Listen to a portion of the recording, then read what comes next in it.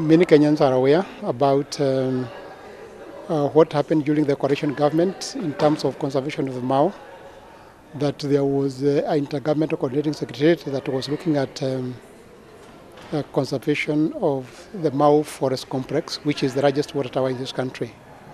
Following the report that was developed by that task force, Kenya Water Towers Agency was formed through a legal notice number 27 of 2012 to deal with coordination, overseeing the system management of water towers in this country. And now we are looking forward to having a policy and an act ultimately after development of the bill. I would want to appeal to all Kenyans to give their input in this process. We know the importance of water, and should we fail to protect our water towers, it means therefore that we are likely to lead into a very serious crisis, because water is a key driver of the Big Four agenda that the Excellency, the President, has been emphasizing. Nairobi is a city which is faced by so many challenges. One of the major challenges is the provision of clean water to the residents. And that's why I am very excited today to preside over this function, given that it's going to discuss on matters of policy and the conservation of our water towers, which are very critical to our survival. This policy which will come out of these discussions, our role will be also coordination and implementation. What created water towers? And by now you must then realize that a water tower in nature, the first thing must be a raised ground of Kenya. And immediately you look at this model, you see the humps. You see the humps on it. A big pump here, which is Mount Kenya area here. You see some kind of raised ground here, which will be the Abadeas. You see another big hump here. You see another one here, Marsabit. And then you also see lines, linear areas, depressions, and you can even see the lines where the rivers are flowing through because they have cut into the soil. The first thing of a water tower is for it to receive moisture, rainfall. Before we even think about the ability to store, you can immediately see that the rivers appear to be coming from here. They appear to be concentrated in Mount Kenya here. The famous areas we have come to know as the 5 water towers of the country. We have the image here, and this image is interesting because then this is just a satellite data. This is a data that is picked by satellite, and with the data that is picked by satellite, anything you see green here now is what we can confidently say is the vegetation that is available in the country. Anything you see green on this map.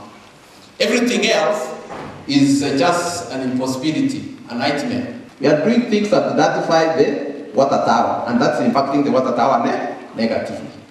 The policy will follow 4 key stages, just like most of the policy processes in this country. One, we have the stage 1 or phase 1, which we call the initiation. And under initiation, the question is, do we need a water policy, a water towers coordination policy in the first place? So we must be able to be convinced and convicted that there's need for a coordination policy in the water towers. And this need has arisen from the various players who are involved in the water towers. Then there's the phase 2, which entails more of research and the collection of data and information. And actually we are partly in this stage. We want to get ideas, seek opinions from the experts. We have also been looking at reviewing some of the documentation. And after we have done that, we formulate a draft document, which we have posted in the web, just giving the elements of the policy framework.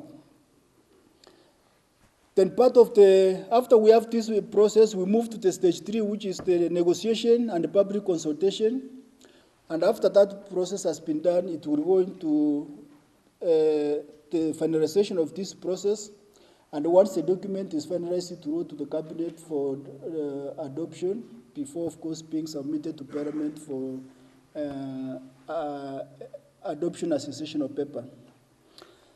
And out of that, once that one has been done, we envisage a legal or an act which will operationalize this policy.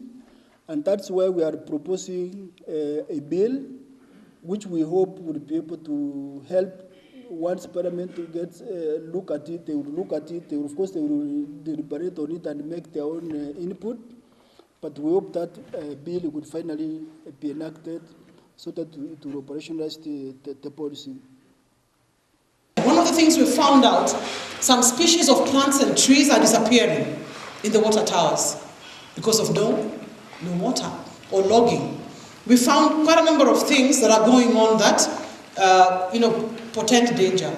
Now, the functions of the authority, as you can see them there, Part E, let's start from Part E, establish a framework for payment for environmental services for the purpose of sustainable management of water towers ecosystems is what my brother who was presenting on the policy was talking about when he said the possibility of the setup of a fund, a water fund. Then Part F, undertake economic valuation of the water towers. And those are the two that are an addition to what were already the roles of Kenya Water Towers Agency. How shall we coordinate? There are so many existing institutions. There are so many existing interests. How do we see ourselves coordinating as Kenya Water Towers? I'm looking at the efforts to convert the Kenya Water Towers Agency to an authority. And I recognize that they have been in existence since 2012. I think the no net loss is a principle that we need to bring in along with those others.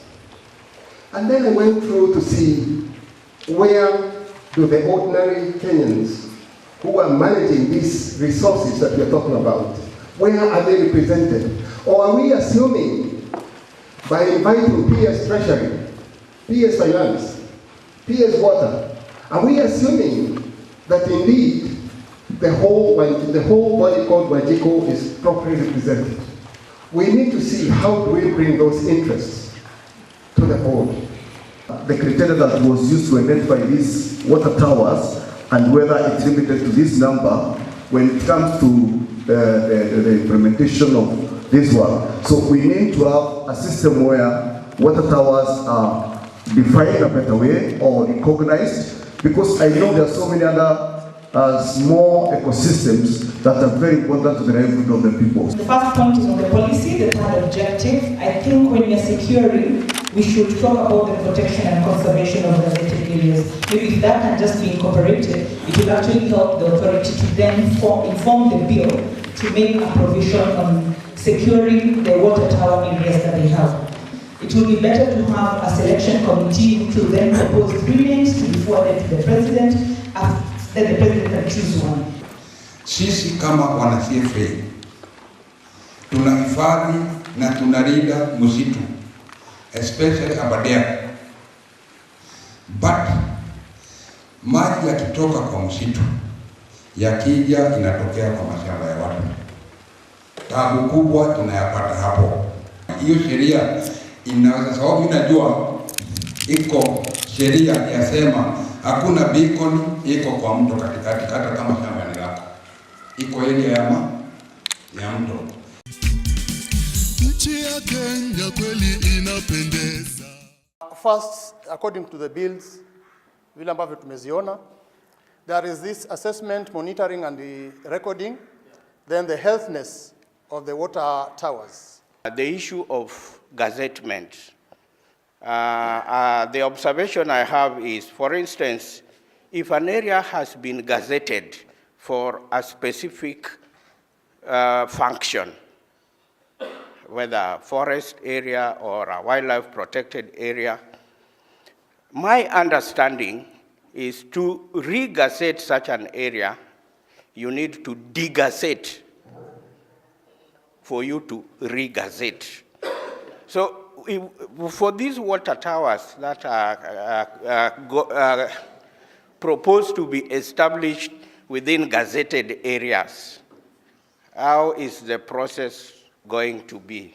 Katika kule kwetu Kwale, msitu wetu sisi it is dual gazetted, na umetupatia wakati mgumu sana sisi kama CFA kupata management plan. So far paka sasa hatujapata management plan, ambapo sisi ndio ambao tuko na wale user groups, about 78 user groups as a conserve the ecosystem, ambao ndio ile kwamba msitu wetu umekuwa gazetted as water tower. Lakini sasa hatuna ule uwezo wa kuingia ndani na kuangalia kama sehemu imekuwa degraded, ni vipi tunaweza kupanda miti ili recover yetu iweze kuendelea, ili maji yetu asipotee.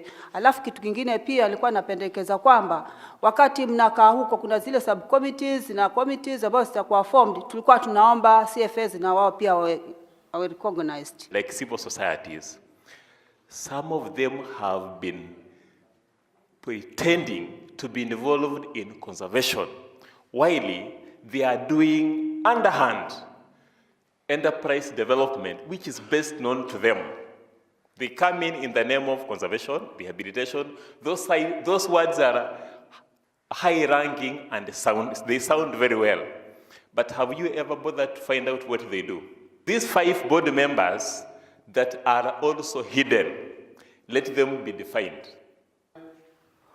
Most of the researchers relay their reports according to their interest, and this is not the reality.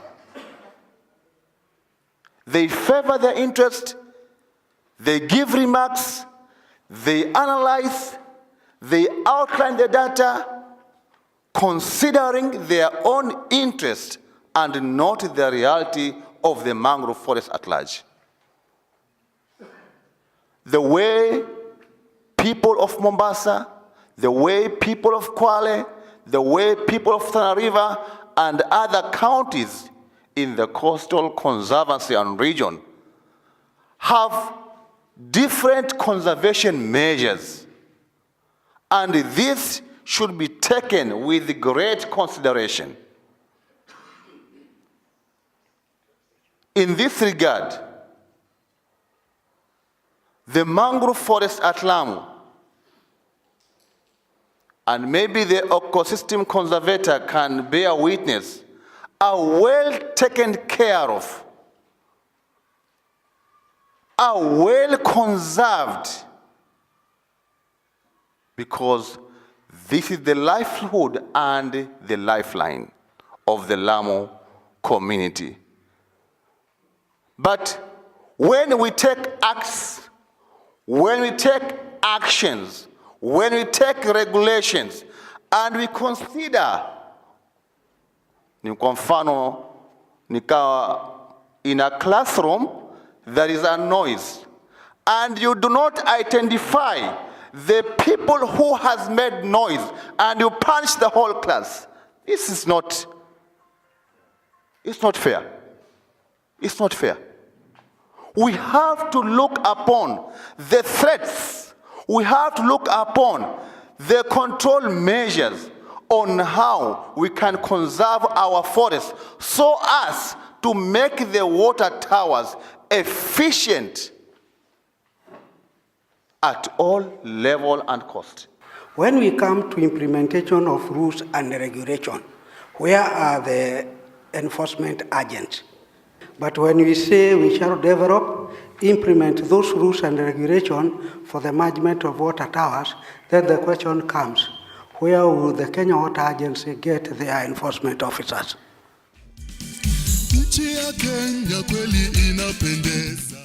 If you look at Article 26 of the Constitution, this is right to life. We have been told here, water is life. But in my humble opinion, when you're drafting, you don't draft in ideologies, you draft in facts. So when you're talking of Article 26, rights to life, and water is life, then you need to see the linkage between that. the right to life and water. If there is no direct linkage, then we leave that to the policy to expound on it. You cannot start these things we're talking about, protection, rehabilitation, conservation, if you don't know the ecological status of these ecosystems as well. So, ecological status? Yes. That would also be a tax that should be taken, so that if it is restriction, what do we take back? What are the priority species or animals, plants and animals, and where? Then a second one on pests. I don't know whether we have a pest model which is working, which we can refer to, or this policy is going to propose something. I don't know. It's important to recognize that, but also to understand that it is a very healthy overlap. It is just trying to be distinct about areas with serious issues which need to be treated separately. So I think that should not be a major issue. The issue of overlap will always be there, because within the forest you have water towers, but water towers also have to be there. So I think recognition is one that needs to be considered, but no serious issue with the overlap. Part of the reason why we have encroachment is because there are no distinct boundaries or beacons to show where each forest area or water tower reaches. So that may need to be considered, but with respect to what is the minimum forest cover for each water tower. So which act or the policy have we made to protect the fishing industry in the area? Basically looking at the water tower from the lens of a rights perspective. Rights comes with obligations. And therefore, as we do this, we are saying we also have an obligation to the future generation. So what must we do? We must use it in a sustainable manner. Nchi ya Kenya kweli inapendeza. Lazima tutengeneze organization.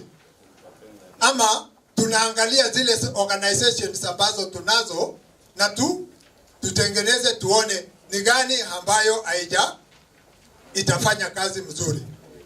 Ninasema hivi kwa sababu ya experience yangu ni kwamba in Kenya every time we do anything, we develop an organization. And that organization after 2 or 3 years imelala. That law kama vile imeweka sasa, nashindwa kama mti ya wetlands nitakuwa wapi, sababu na fall under water, na fall under NEMA, na fall under Warma, na sasa umeleta Kenya water towers. So are you not confusing the wananchi? Everything is interconnected.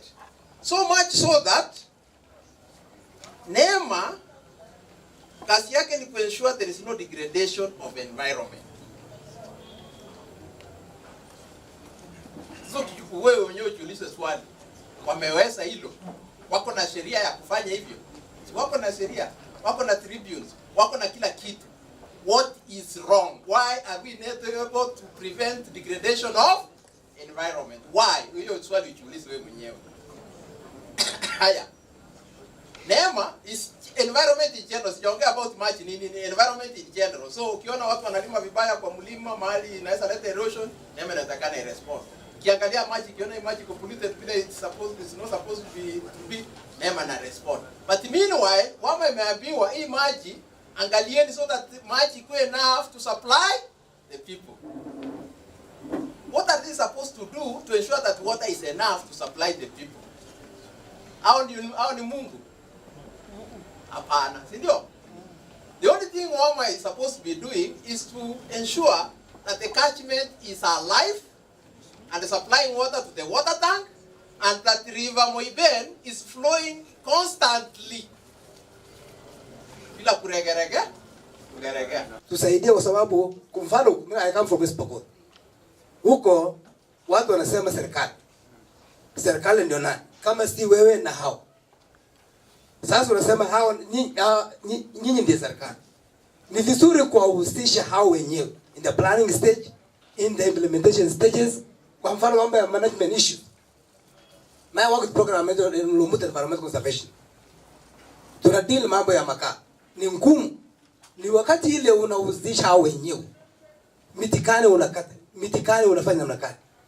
Wapi unatakana ichungwe? I think that is what Kenya Water is trying to address, kwamba tutauzishaje huyu mwananchi achunge misitu yake, mali yake. It's not an issue of duplication. You have been there and we have been there. Well, let's work for the common good of Kenyans. This is the first time a bill is coming out clearly in support of communities. When we had the Warma Act, the communities have been recognized, but not to this magnitude. Why do communities, or rather citizens, or me and you, destroy our environment? I want to urge that the Secretariat that is working on policies look at the existing policies in the environment, be it in water, be it in agriculture, be it in forest, so that you can harmonize. I know that's a process in policy formulation. We have to include something about observation for those water towers, because we have to know the kind of weather which is prevailing around there. Because sometimes there are weather disasters, we can destroy the ecosystems. There are so many which are weather-like. So I was thinking of establishment of weather observation sites. And those observation sites can be manned by a meteorological personnel, or we can train the personnel who are there so that they can man those observation sites. If NEMA has been doing what it has been saying, KFS has been doing mostly, I think, 90% of the implementation. What efforts has the bill identified these players?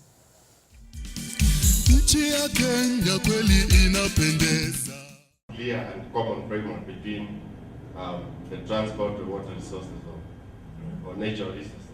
How do we foresee the implementation of this and the achievement? What's the plan? What is the policy intention to this effect?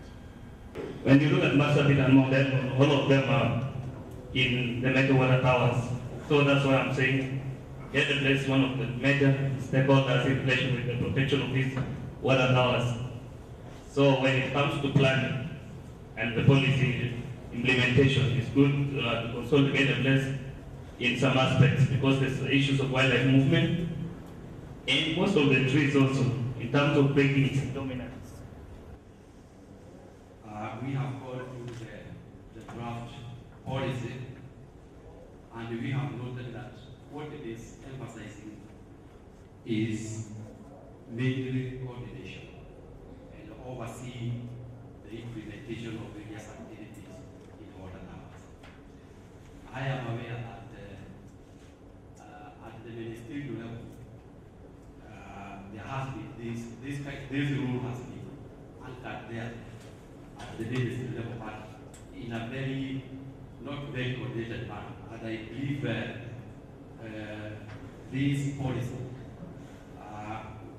is coming at the right time to ensure that what KWS is doing, what Kenya Forest Service is doing, what Warma is doing, is coordinated. Na hapa Kenya, the land owner is the policy maker, na yeye ndiye kwa shamba lake.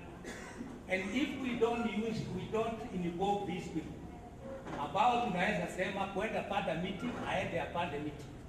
Kenya imekuwa kama hii mapolicy ni kama kikombe kinapewa mashabiki, lakini wachezaji wanawachwa bure. We as the communities who are land owners, we neighbor the forest. We are the first custodians of environment. Na kama policy itafaulu, we have to be given the first priority. Mlichangia uharibifu wa msitu. Uwe nani kutoka huko juu mpaka chini. Nakuru County mkiongoza nyanga ukubwa ambayo imeangamiza msitu. Sisi Nakuru County. Sisi huko nalo tunajaribu sasa kupiga hiyo nyang'au ambayo inataka kumaliza the car fire msitu wa Mao. Tutafanya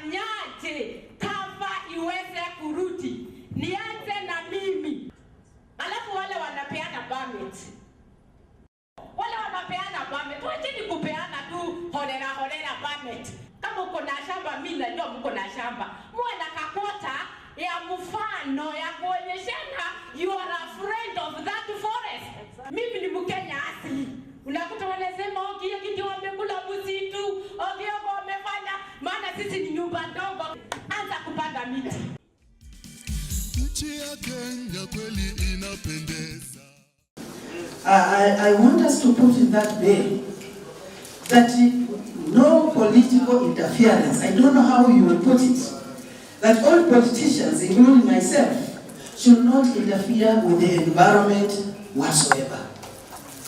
It should just be there.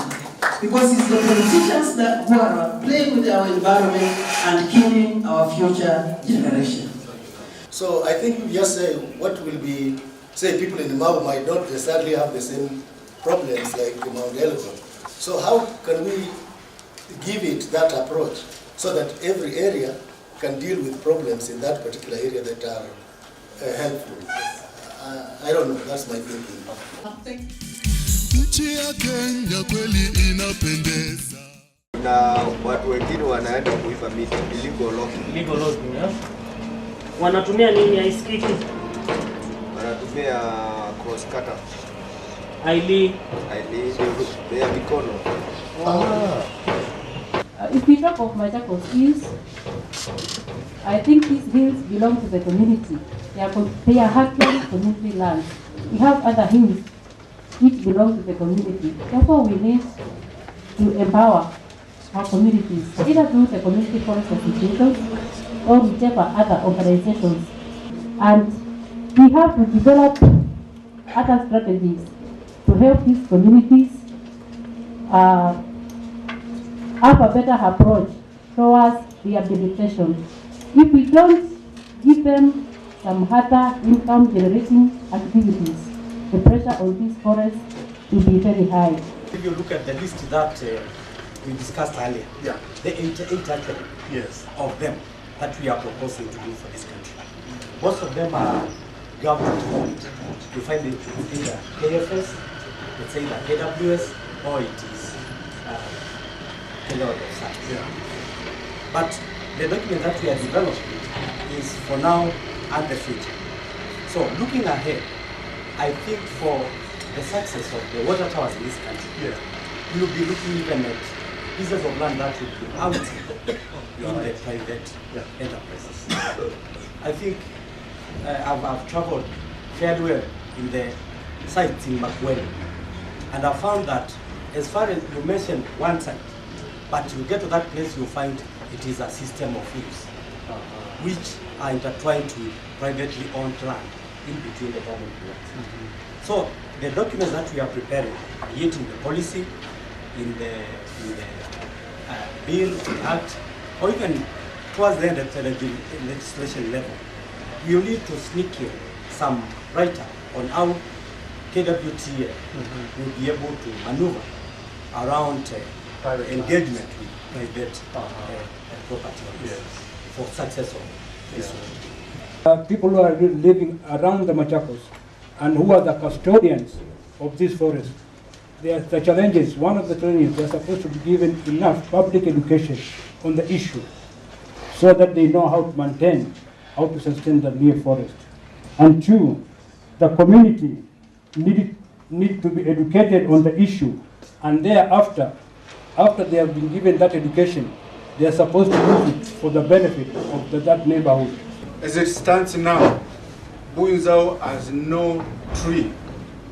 When I say no tree, those old trees have been cut down.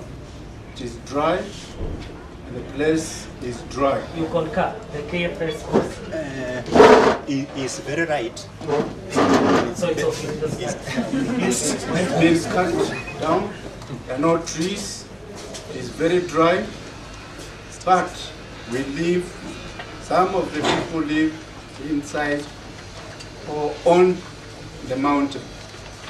But I think the process is there to remove them from the mountain. Now, we have a water catchment from Chulu, but we don't benefit from that water catchment. It benefits Mombasa County. But it pains when you see the rain rains and the water goes to the ocean. My take is that we look for a way of dealing with this abuse in our water towers so that at least we'll be able to to really bring them back to where they used to be, and then we can have the benefits. And is there a possibility in the bill of naming the actors, the other actors in the bill, like it is in the policy? The policy mentions the other actors, KWS, KFS, NEMA, the RUAS, and things like that. What we are proposing as an alliance is that there be established a joint technical committee from all the actors, like mentioned in the policy. I wanted to know if the Kenya Water Towers will also address such problems of encroachment, pollution, those people who have built along the rivers and so forth. Good. I would want this initiative to be very, very clear on how that water tower, which is domiciled in somebody's land, because it doesn't belong to the government, it doesn't belong to the county government, it belongs to the individual. How is it going to be managed without creating, how is it going to be managed as a water tower because of the benefit that it gives to the community and to the entire nation without bringing conflict?